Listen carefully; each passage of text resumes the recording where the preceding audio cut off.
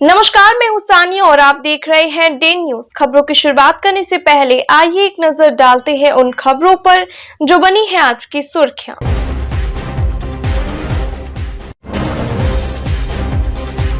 बिहार विश्वविद्यालय के कुलपति, कुलसचिव सहित विश्वविद्यालय के कई अधिकारियों पर एफआईआर। वित्तीय अनियमितता का लगा आरोप। एफआईआर दर्ज होते समर्थन में उतरा कर्मचारी एवं शिक्षक संघ।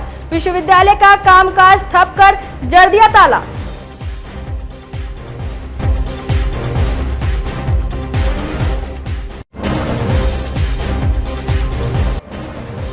मुजफ्फरपुर जिले में खुलने जा रहा है एक और थाना। एसएसपी ने लिया भवन का जायजा।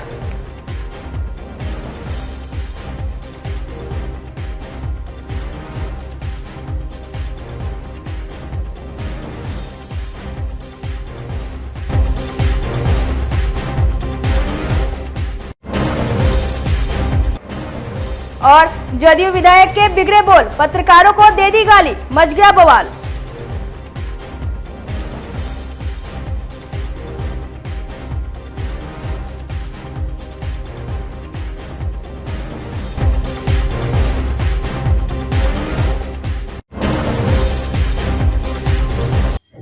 तो ये थी आज की सुर्खियां और अब खबरें विस्तार से।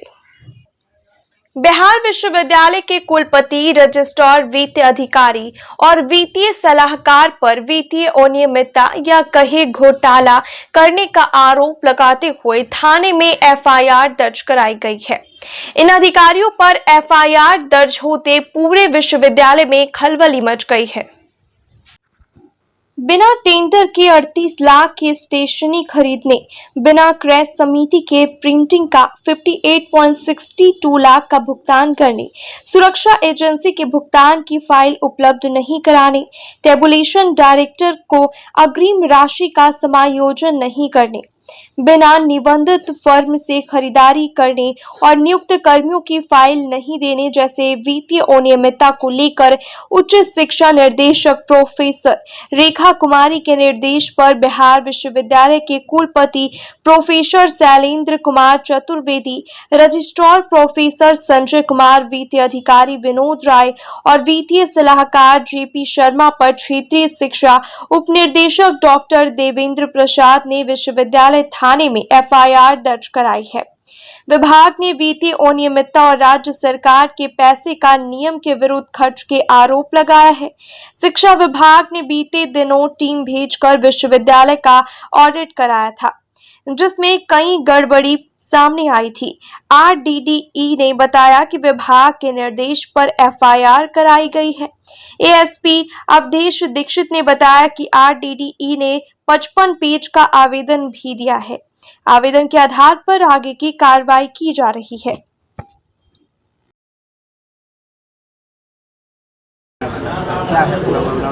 पूरा मामला यही है कि कल अचानक शाम के समय में एफआईआर दर्ज कराई गई हमारे रजिस्ट्रार के ऊपर, एफओ के ऊपर, एफए के ऊपर, बिना इनके किसी पक्ष को सुने हुए और बिना राजभवन के निर्देश के। विश्वविद्यालय आप लोग भी जानते हैं, कुलाधिपति ही इसके सर्वा होते हैं। बिना उनके किसी परमिशन के यहाँ पे डायरेक्टली एफआईआर दर्ज कराया गया। और तो और सबसे अशोभनीय तथ्य भी रहा कि मुझे अभी संज्ञान में आया है कि रात में हॉस्टल्स में घुसकर पुलिस प्रशासन ने लूटपाट की है, तोड़फोड़ किया है, छात्रों को पीटा है, जो वहाँ पे कर्मचारी हैं उनको पीटा है, उनको धमकी दी गई है कि अगर तुम लोग ऐसा करोगे या तुम लोग अगर मूवमेंट में साथ में रहोगे या तुम लोग क्यों हॉस्टल में हो, हॉस्टल खाली क्यों नहीं कर रहे हो। पीछे की वजह क्या लगती है? पीछे की वजह क्या लगती है? अब ये वजह जिसने किया होगा वो जाने। कल दिनांक 5/10/2023 को डॉक्टर देवेंद्र कुमार, जो कि क्षेत्रीय शिक्षा उप निदेशक तिरहुत प्रमंडल हैं, इनके द्वारा विश्वविद्यालय थाना में एक एफआईआर दर्ज कराया गया है। और एफआईआर वहाँ के कुल सचिव, कुलपति, कुछ वित्तीय पदाधिकारी और वित्तीय सलाहकार के विरुद्ध कराया गया है। और जिसमें उनके द्वारा आरोप लगाया गया है कि 4-5 सालों में 2017 से लेकर के अब तक में जो भी सरकार के द्वारा जितने भी अनुदान आए हैं उनके व्यय में कई बिहार सरकार के जितने भी वित्तीय नियम हैं उनका अनुपालन नहीं किया गया है। और उसके अलावा और भी अनुदानों में अवांछित व्यय किया गया है। इसी क्रम में उनके विरुद्ध 409, 406 और अन्य धाराओं में FIR दर्ज किया गया है। विश्वविद्यालय के वाइस चांसलर का आरोप है कि पुलिस कल जो है पिटाई वगैरह की है हॉस्टल में जाता है। नहीं, वो जो रेड किया गया था उसका इससे कोई रिलेशन नहीं है। कल सूचना मिला था कि लंगट सिंह कॉलेज के PG3 हॉस्टल में कुछ असामाजिक तत्व हैं जो हथियार लिए हुए हैं या फिर असामाजिक गतिविधियों में संलिप्त है। इसका सूचना मिला था, उसी सूचना के क्रम में वहाँ पर टीम बना करके रेड किया गया था और उसका इस FIR से कोई रिलेशन नहीं है। FIR रजिस्टर किया गया, आगे जो भी प्रोसेस रहेगी, एविडेंस कलेक्शन की प्रोसेस रहेगी और जैसा भी डायरेक्शंस रहेंगे उसके अकॉर्डिंग कार्रवाई की जाएगी। बिहार विश्वविद्यालय के कुलपति शैलेंद्र कुमार चतुर्वेदी, कुल सचिव संजय कुमार, वित्तीय अधिकारी विनोद कुमार राय और वित्त सलाहकार जयप्रकाश शर्मा पर जैसे ही थाने में FIR दर्ज हुई, उसके बाद विश्वविद्यालय में भुचला आ गया।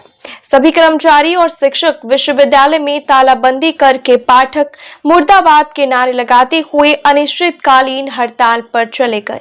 सभी ने कुलपति आवास पर बैठक कर आगे की रणनीति तय की। कुलपति शैलेंद्र कुमार चतुर्वेदी का कहना है कि साजिश के तहत केस कराई गई है। उन्होंने कहा कि वे इस मामले में जमानत याचिका दाखिल नहीं करेंगे। वहीं विश्वविद्यालय कर्मचारी संघ और शिक्षक संघ का कहना है कि विश्वविद्यालय के मान सम्मान के साथ खिलवाड़ किया गया है। शिक्षा विभाग माफी मांगे और FIR वापस ले, तभी सब काम पर लौटेंगे। विश्वविद्यालय के सभी परीक्षाओं के साथ गेस्ट टीचर के लिए होने वाले इंटरव्यू को भी अनिश्चितकालीन के लिए रद्द कर दिया गया है। को लेकर विश्वविद्यालय कर्मचारी संघ का क्या रुख है? कर्मचारी संघ का रुख जो शिक्षक वर्ग ने हमसे समर्थन मांगा है, भाई ये शिक्षा विभाग का जो अरुण जरूर जो रवैया है और उनके द्वारा जो दंडात्मक कार्रवाई की जा रही है, इससे सारे वर्ग परेशान हैं। तो हम लोग भी उनके परेशानी में जो शिक्षक वर्ग चाहे पदाधिकारी पर जो हुआ है उनके समर्थन में हम लोग हैं। वो न्यायिक प्रक्रिया ही गलत ढंग से न्यायिक प्रक्रिया, तो न्यायिक प्रक्रिया ही गलत ढंग से, जिनसे कार्य लेना है उन्हीं पर आप डिस्टर्ब कर दिएगा तो वो कैसे काम करेंगे आप? आगे आप लोग का क्या निर्णय? वो आगे जो शिक्षक वर्ग का जैसा आगे के कार्यक्रम होगा उसके अनुसार से किया जाएगा। हाँ, बैठक। क्या नाम हुआ? देखिए, विश्वविद्यालय की स्वायत्तता पर लगातार हमला हो रहा है। अभी हमारे 4 वरीय पदाधिकारियों पर अवैधानिक तरीके से जो प्राथमिकी दर्ज कराई गई है। विश्वविद्यालय पठन पाठन की व्यवस्था सुचारू करने के लिए लगा हुआ है। रात दिन काम हो रहे हैं, यहाँ सत्र नियमित किए जा रहे हैं। इसके बावजूद राग द्वेष से ग्रस्त होकर हमारे उच्चाधिकारियों पर मुकदमा किए जा रहे हैं। इसी के विरोध में शिक्षक संघ, कर्मचारी संघ, छात्र संघ, पूरा विश्वविद्यालय परिवार आक्रोशित है और इसी संदर्भ में हम लोग यहाँ एकत्र हुए हैं। जब तक हमारा मान सम्मान वापस नहीं मिलेगा, हम बंदी के साथ हैं, हम प्रतिरोध करेंगे, हम प्रतिकार करेंगे। शैक्षणिक कार्य प्रभावित हुआ है जी, परीक्षाएं स्थगित हो रही हैं। हाँ, तो इसकी जवाबदेही किसकी है? रात दिन विश्वविद्यालय के कर्मी लगे हुए थे, शिक्षक लगे हुए थे, अधिकारी लगे हुए थे, छात्र परीक्षा दे रहे थे, तैयारी कर रहे थे। लेकिन अचानक एक विधान होता है, अगर कुलपति पर आपको कुछ करना है तो पहले राजभवन से अनुमति ली जाती है, अभियोजन चलाने की स्वीकृति ली जाती है। आपने यह नहीं किया और सीधे आप, तो यह तो आप भयादोहन कर रहे हैं।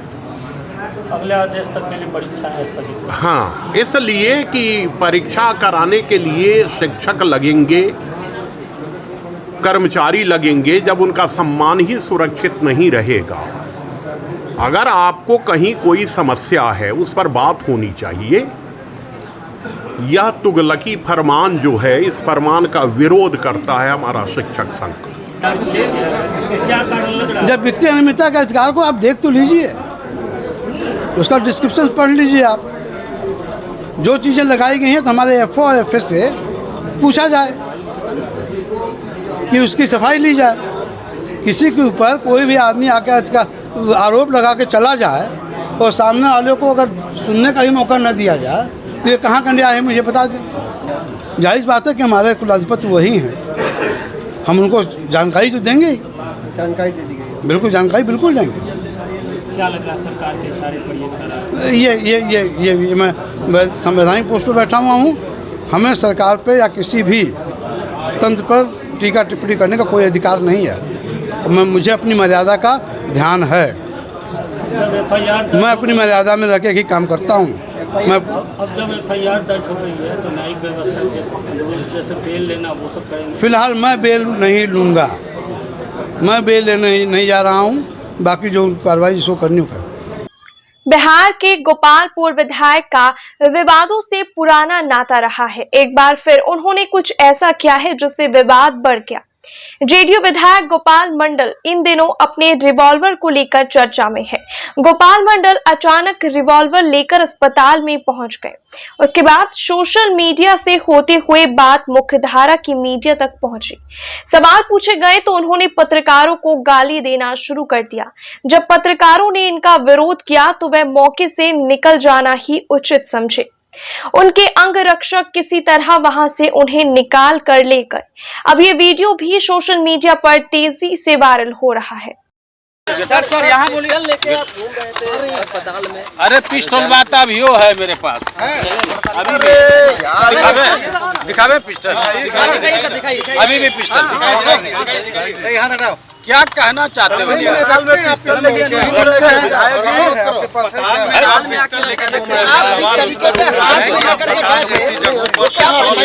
क्या जरूरत पड़ी? अस्पताल नहीं, हम जैसे है ना, बेल्टवा हम छूट गया, रिवॉल्वर ले लिए तो वो ये पैजामा में रखे, जैसे सीढ़ी पर कदम रखे ना तो वो हुआ क्या, वो स्लिप कर गया। अरे यार तुम लोग पत्रकार हो क्या हो, हमको मुश्किल लगता है। हम इसमें कमर में रखे जैसे कोई ऐसा काम करता है कि हाथ में पिस्टल लेकर लहराइएगा। हाँ लहराएंगे, लहराएंगे, लहराएंगे। तुम लोग हमारा बापो हो, मना करोगे? भाग चला, भागो। सर आप गाली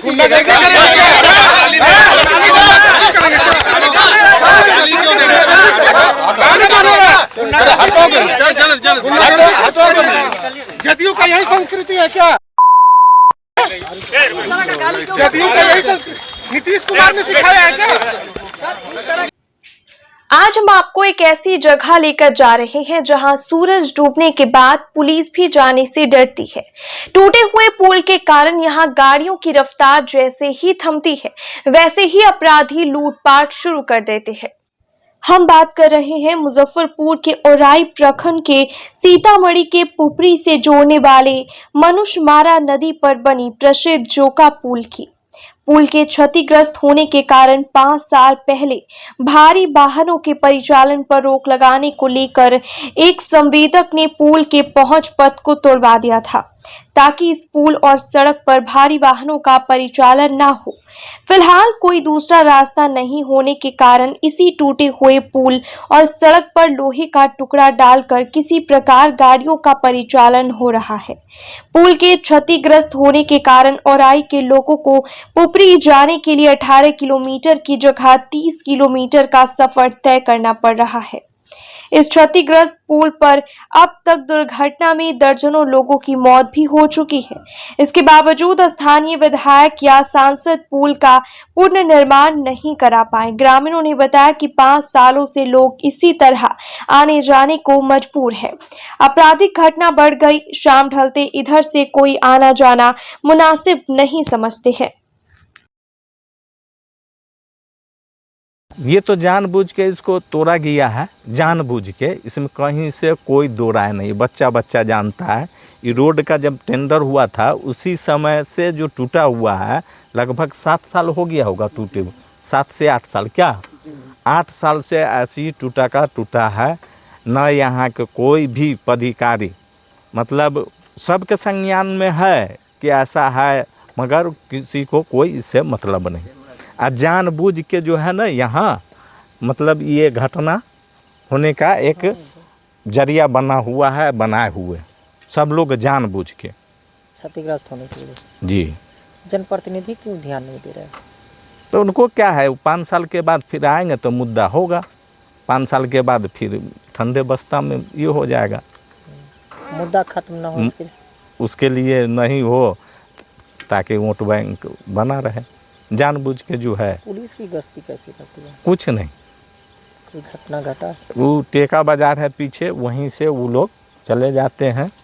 अगर दिन उनमें आए तो कहीं पर लग के वो अपना कमाने खाने के इसमें लगे रहते, इससे कोई मतलब का सेफ जोन माना जाता है। एकदम ये सेफ है, इधर से कई रास्ता निकलता है, वो लोग अपना यहाँ से वारदात करके निकलता रहता है। शाम के 6 बजे के बाद जो है ना वहाँ पे पुलिया है, वहाँ पर कई आदमी बैठा रहता है। अच्छा तो होता है, बट ये जो पुला जो है 8-10 साल से टूटा हुआ है, मगर इसको देखभाल करने के लिए कोई भी नहीं है।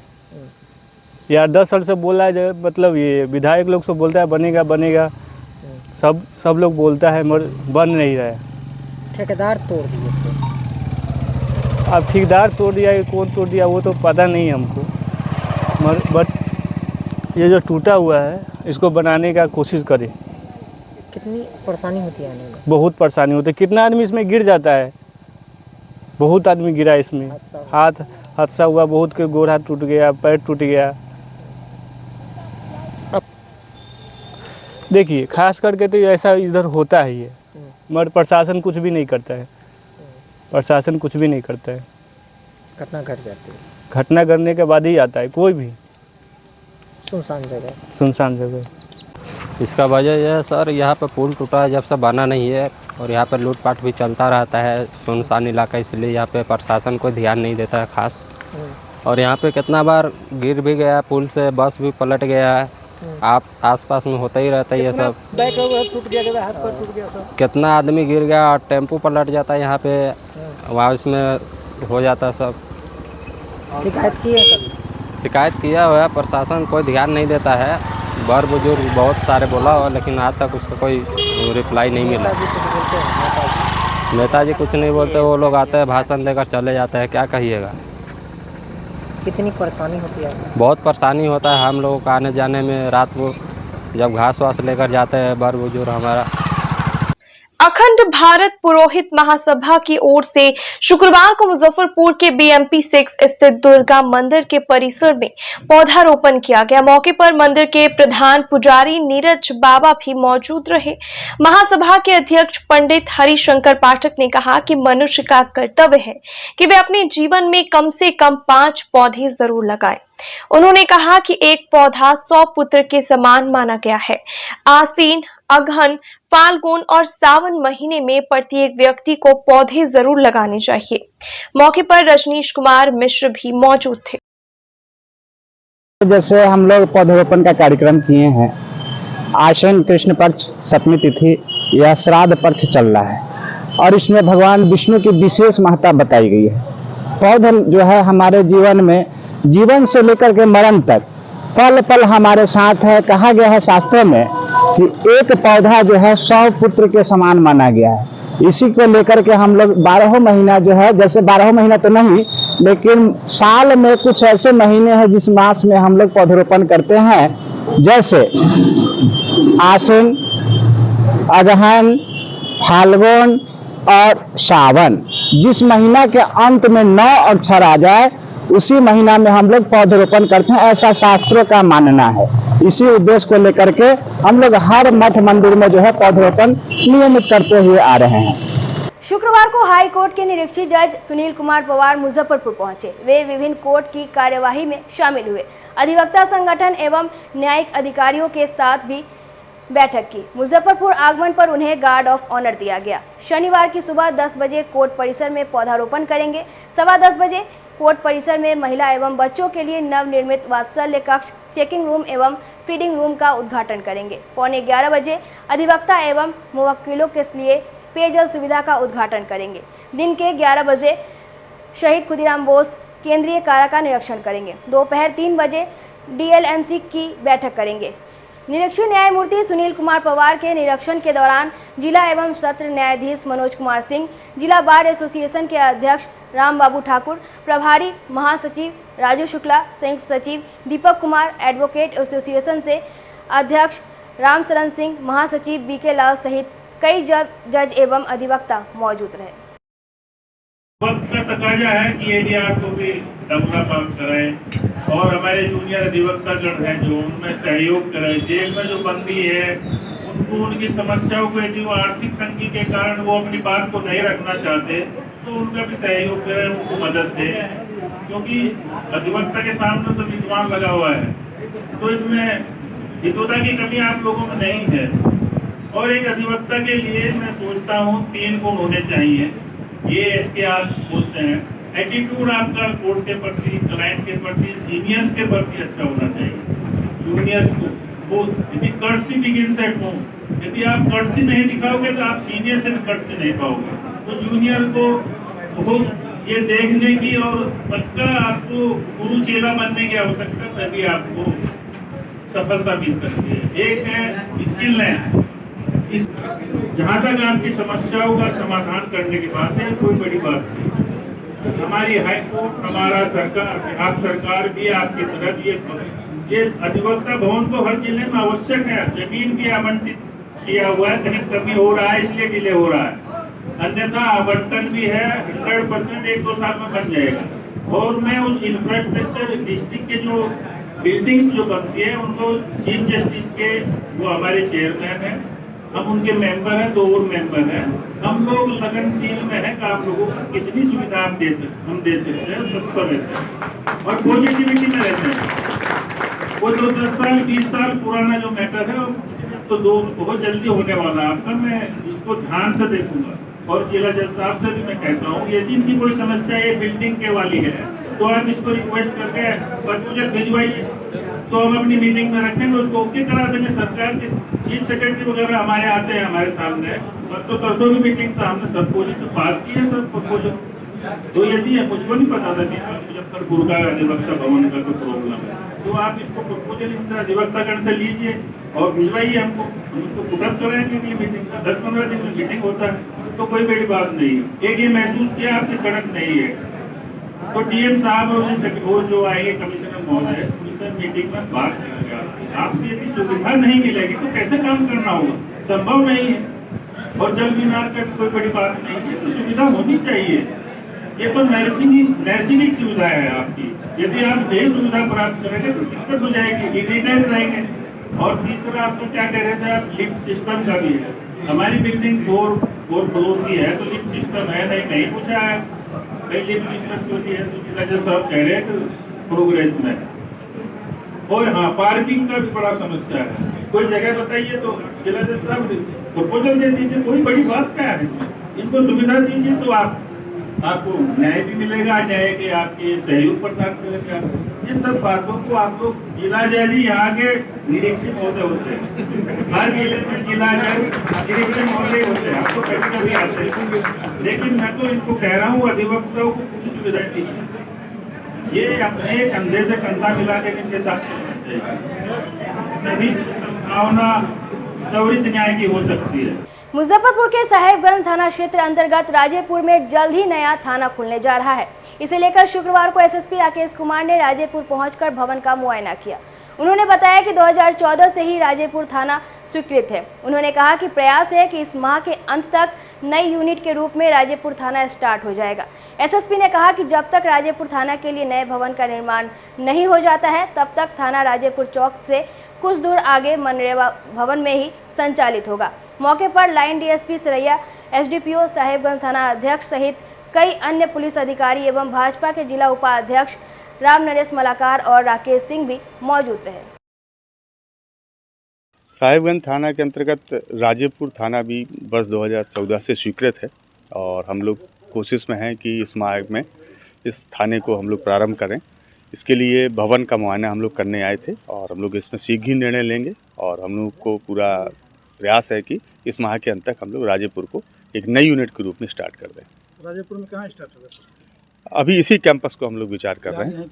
हाँ, चूँकि इसका ज़मीन चिन्हित हो चुकी है और शीघ्र ही नए भवन का निर्माण कार्य भी प्रारंभ होने जा रहा है। जब तक नया भवन बन के कम्प्लीट नहीं हो जा रहा है तब तक हम लोगों ने यही निर्णय लिया है कि थाना यहीं संचालित हो। मुजफ्फरपुर ऑटो रिक्शा एवं ई रिक्शा कर्मचारी संघ का एक प्रतिनिधिमंडल शुक्रवार को जिला परिवहन पदाधिकारी सुशील कुमार से मिलकर ऑटो रिक्शा चालकों को हो रही समस्याओं से अवगत कराया। संघ ने डीजल ईंधन वाले ऑटो रिक्शा के लिए रूट तय करने एवं मालिकों को अविलंब अनुदान मुहैया कराने की मांग की। संघ के अध्यक्ष AR अनु एवं महासचिव मोहम्मद इलियास इलू ने कहा कि डीजल ऑटो रिक्शा को प्रतिबंध किए जाने के बाद से चालक एवं मालिक काला दिवस मना रहे हैं।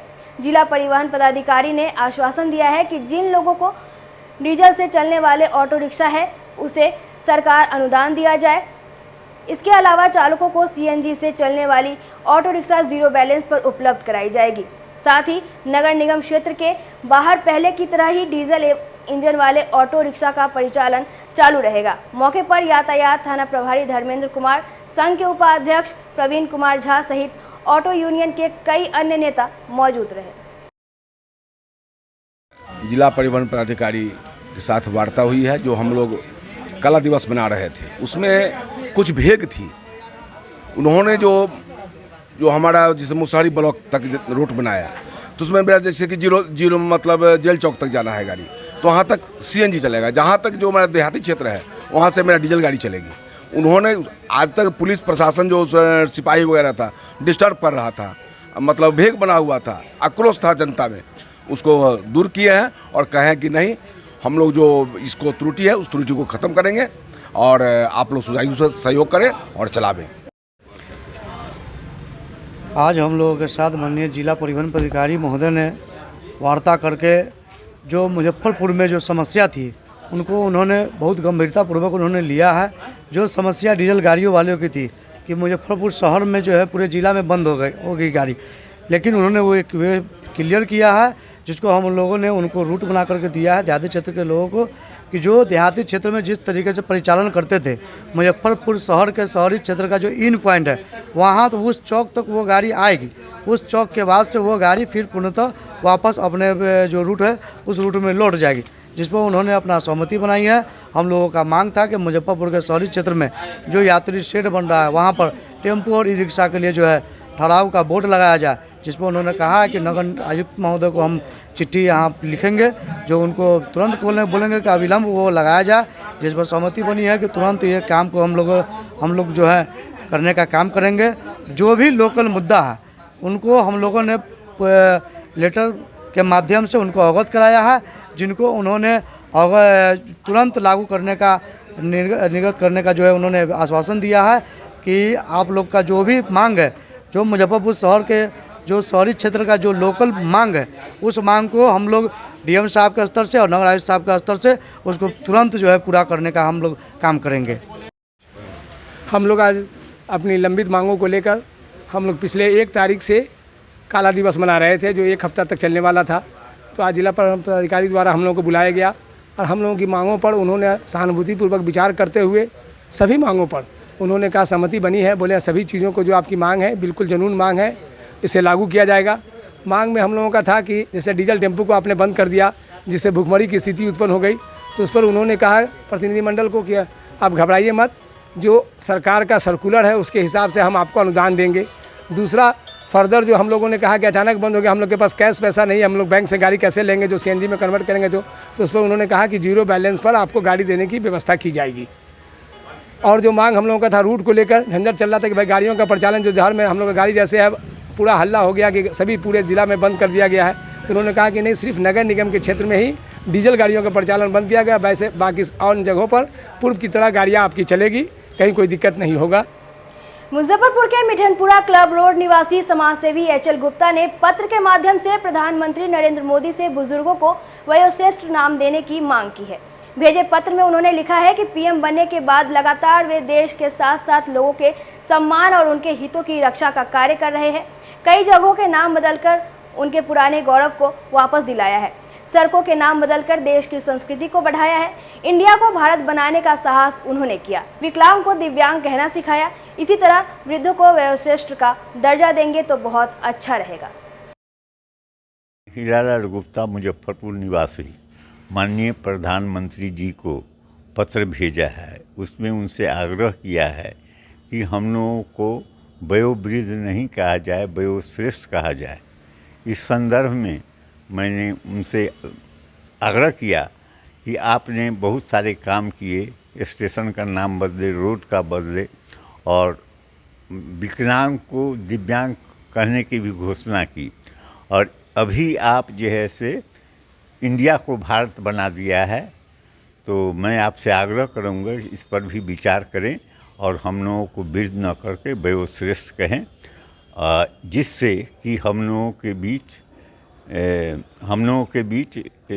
पॉजिटिव संदेश जाए, पॉजिटिव एहसास हो।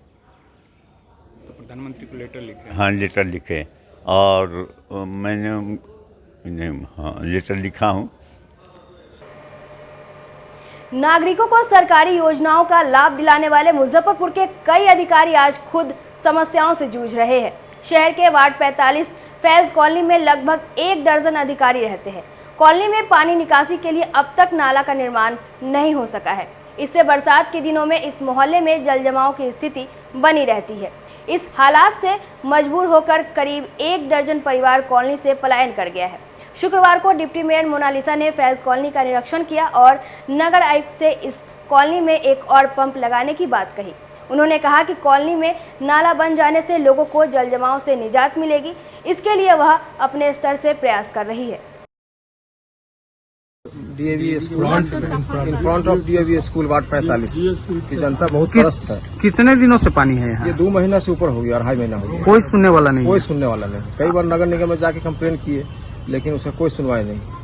अभी मैडम के पास हम लोग डिप्टी मेयर डॉक्टर मोनालिसा से हम लोग बात किए, तो बहुत हेल्प कर रही है और काफ़ी हम लोग अभी आई भी है देखने, निरीक्षण करने आई है वार्ड का, और देख के बहुत तरह के हैं। चारों तरफ का एरिया देखिए पूरा पानी में डूबा हुआ है। ये प्रॉब्लम 2017 से पहले कोई नहीं आया देखने हम लोग को। इसमें भारी दुर्घटना होने का भी डर बना हुआ है। कहना चाह रहे हैं? समस्या ये हो रही है कि आदमी इसको टाइम टेबल पे जाना होता है तो टाइम टेबल पे नहीं जा पाते हैं, सबको एक साथ जाना पड़ता है। इसकी वजह से थोड़ा सा टाइम टेबल का मसला है इसमें। दुर्घटना होने का डर है, कहीं नाव पलट जाए तो बहुत गहरा है, 10 फीट से ज़्यादा पानी है। और ये बच्चा सब जो है, अगर मान लिया कि नाव में कुछ होगा तो फिर ये बच्चा सबको खतरा हो जाएगा। और पानी पूरा 10 फीट रोड 10 फीट जो है ना अंदर में है, तो इसकी वजह से दिक्कत हो रहा है। आपने कहीं कंप्लेन किया? कंप्लेन तो किए हैं, तो छोटा मशीन लगा है, लेकिन छोटा मशीन से क्या होगा?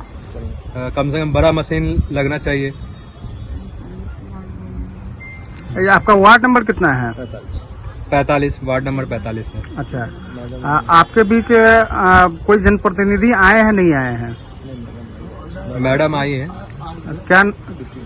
डिप्टी मेयर मैडम आई है, जो हम लोग को हेल्प करने के लिए आई है। वार्ड नंबर ये 45 है, डीएवी माली घाट के ये फ्रंट का जगह है।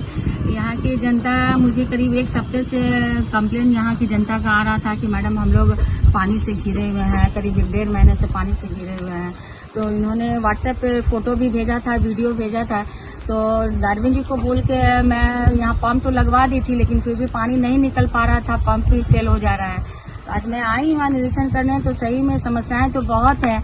लोग उधर जो रह रहे हैं, तो नाव से बच्चे भी स्कूल किस तरह से जा रहे होंगे, मैं यहाँ के समस्याओं का आकलन नहीं कर सकती कि ये 10 फीट पानी में लोग सफर कर रहे हैं और इस तरह का फोम का नाव बना के, और बच्चे को स्कूल लाना ले जाना, लोगों को भी जो घरेलू रोजमर्रे के काम होते हैं, इस नाव से लोग आते जाते हैं, जो पीछे के घर है उनके आने जाने का साधन नहीं है। तो इसका 10 फीट पानी है, तो पानी निकासी का तो डार्विन जी को बोला गया है, तो वो निकाल रहे हैं। लेकिन बड़ा पंप लगाने के लिए मैं बोलूंगी, आदेश दूंगी। और इसके साथ इसका एक परमानेंट सॉल्यूशन है कि यहाँ नाले नहीं है। ये नाले करीब इन लोगों का कहना है कि 2017-18 में उपनगर आयुक्त आई हुई थी ना, तो देखी थी, तो आश्वासन दी थी कि नाला अगर बन जाता है यहाँ से मेन रोड तक, तो ये पानी निकल जाएगा, जो नाला अभी तक बना नहीं। तो मैं देखती हूँ और नगर आयुक्त महोदय से बात करूंगी कि नाले को बना दिया जाए, ताकि पानी का निकासी अविलंब हो जाए। और जहाँ तक जो समस्याएं हैं पानी निकासी का, तो उसका भी मैं आदेश दूंगी। वैसे डार्विन जी बोले हैं कि मैडम एक और पंप लगाया जाएगा। जैसा होगा मेरी कोशिश है कि यहाँ के लोगों की समस्या को मैं जल्द से जल्द दूर कर सकूं। छोटे छोटे बच्चे को आप देख रहे हैं, ये स्कूल जा रहे हैं, इस पे मैम आपका क्या कहना है? समस्याएं तो हैं बहुत, और बच्चे में जज्बा भी है पढ़ने का, तभी तो स्कूल इतनी कठिनाइयों में स्कूल जा रहे हैं पढ़ाई करने के लिए। तो बहुत अच्छी बात है, बच्चे मन लगा के पढ़िए, और जहाँ तक जितनी भी समस्याएं हम मेरे हाथ में है दूर करने का, मेरी कोशिश रहेगी कि इन लोगों को इन समस्याओं से मैं निजात। भाजपा नेता पूर्व मंत्री अजीत कुमार ने शुक्रवार को वैशाली लोकसभा क्षेत्र के पटियासा एवं भटौना गांव में लोगों के बीच जनसंवाद कार्यक्रम चलाकर अगली बार फिर से नरेंद्र मोदी को प्रधानमंत्री बनाने की अपील की। पूर्व मंत्री अजीत कुमार ने मोदी सरकार के 9.5 वर्षों के कार्यकाल में आम लोगों के लिए चलाई जा रही योजनाओं की विस्तृत जानकारी देते हुए कहा कि गांव का विकास तीव्र गति से हो सके, इसके लिए प्रधानमंत्री प्रतिबद्ध है। उन्होंने नीतीश सरकार पर हमला बोलते हुए कहा कि बिहार सरकार हर मोर्चे पर विफल साबित हुई है। नीतीश सरकार के प्रति जनता में भारी असंतोष है। स्थिति भांपकर नीतीश कुमार ने लालू जी से मिलकर फिर से तिक्रम करना शुरू कर दिया है। ये दोनों फिर से समाज में तनाव एवं भ्रम की स्थिति पैदा करना चाहते हैं, जिसे जनता समझ चुकी है। अब ये दोनों कभी सफल नहीं होंगे। मौके पर उपस्थित बसंत कुशवाहा, राम नारायण सिंह, एनडीए के प्रत्याशी रहे अजय कुशवाहा, भाजपा कार्यकर्ता मोहम्मद शमीम, मिथिलेश कुमार, देवनंदन सिंह सहित तमाम नेताओं ने योजनाओं का लाभ गरीबों तक पहुंचाने का संकल्प लिया। मैं अपने भारतीय जनता पार्टी के साथियों के साथ पिछले 2 महीनों से जन संवाद कार्यक्रम वैशाली लोकसभा क्षेत्र के विभिन्न विधानसभा क्षेत्र के गांवों में चला रहा हूं। इसी अभियान के तहत आज भटौना गांव, जो मरबन प्रखंड के कांटी विधानसभा क्षेत्र है का गांव है, और दूसरा बोचहा प्रखंड जो मीनापुर विधानसभा क्षेत्र का गांव पटियासा है, दोनों गांवों में आज जन संवाद कार्यक्रम मैंने चलाया और लोगों से प्रधानमंत्री आदरणीय नरेंद्र मोदी के 9.5 वर्षों के कार्यकाल में गांव के आम आवाम लोगों के लिए जो योजना चलाया जा रहा है उसके बारे में विस्तृत जानकारी लोगों को दिया है। हर एक योजना का लाभ सबको मिले, जरूरतमंद को मिले, इसके लिए भाजपा कार्यकर्ताओं को भी उत्प्रेरित किया है कि आप लग के उनको योजनाओं का लाभ दिलावे।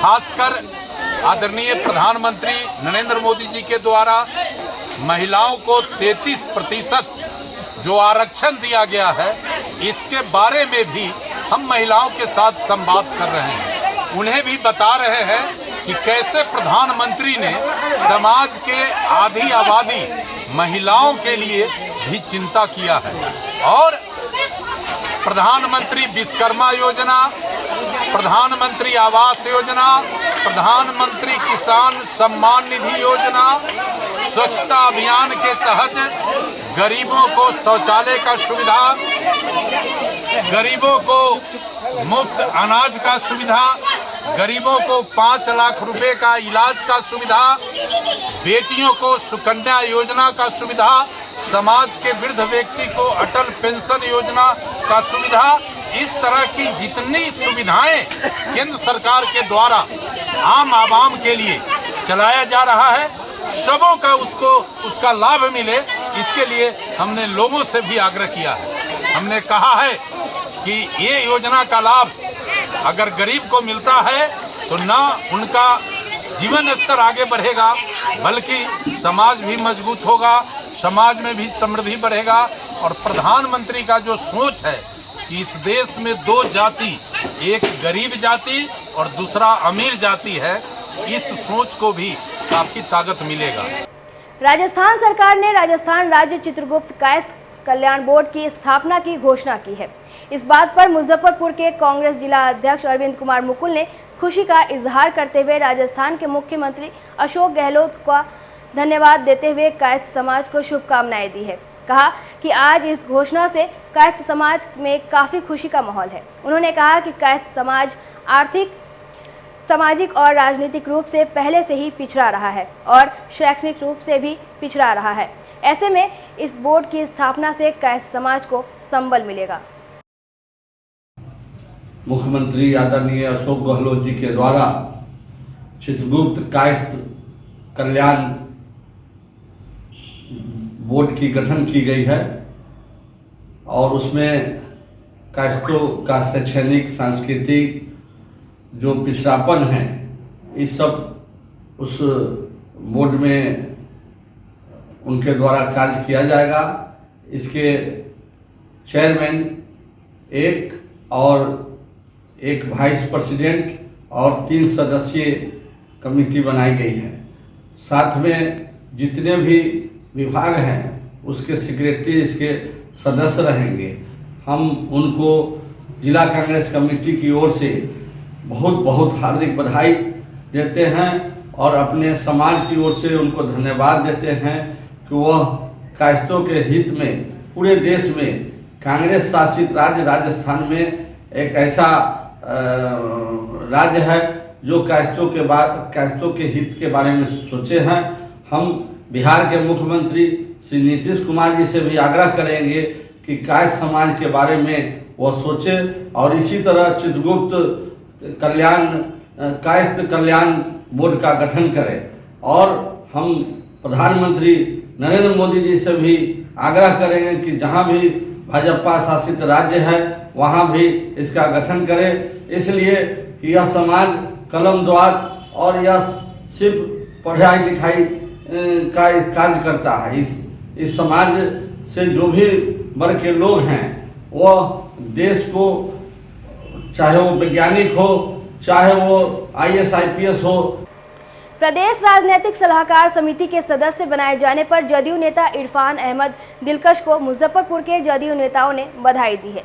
शुक्रवार को इमली चट्टी स्थित जिला कार्यालय में आयोजित समारोह में जिला अध्यक्ष राम बाबू सिंह कुशवाहा, शब्बीर अहमद, सौरभ कुमार, युवा जिला अध्यक्ष अखिलेश यादव, मोहम्मद कैसर, मीडिया प्रभारी अनीस कुमार, अनुपम कुमार, शैलेश कुमार शैलू, ठाकुर हरिकिशोर सिंह सहित कई अन्य नेताओं ने फूल माला एवं अंगवस्त्र देकर इरफान अहमद दिलकश का अभिनंदन किया। मुझे प्रदेश राजनीतिक सलाहकार समिति का सदस्य बनाया गया है। कहीं न कहीं पार्टी ने जो सम्मान मुझे दिया है वो मुझे ऐसा लगता है कि मेरे मेहनत का वो नतीजा है।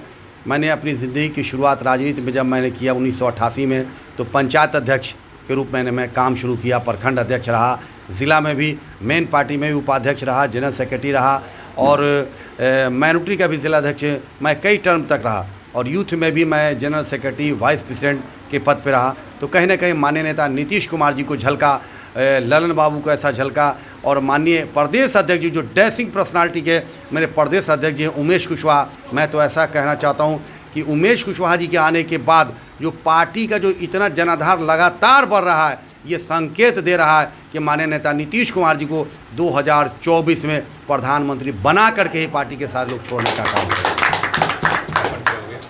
जी परिचय क्या हो गया? परिचय तो मेरा इरफान अहमद दिलकश के नाम से मुझे लोग जानते हैं और आप लोग तो भली भांति जानते हैं। एक दो लफ्ज़ और मैं कहना चाहता हूँ, ये यहाँ जो टीम है, युवा के टीम है, अक़लियत बिरादरी के टीम है, सारे जात जमात के लोग हैं।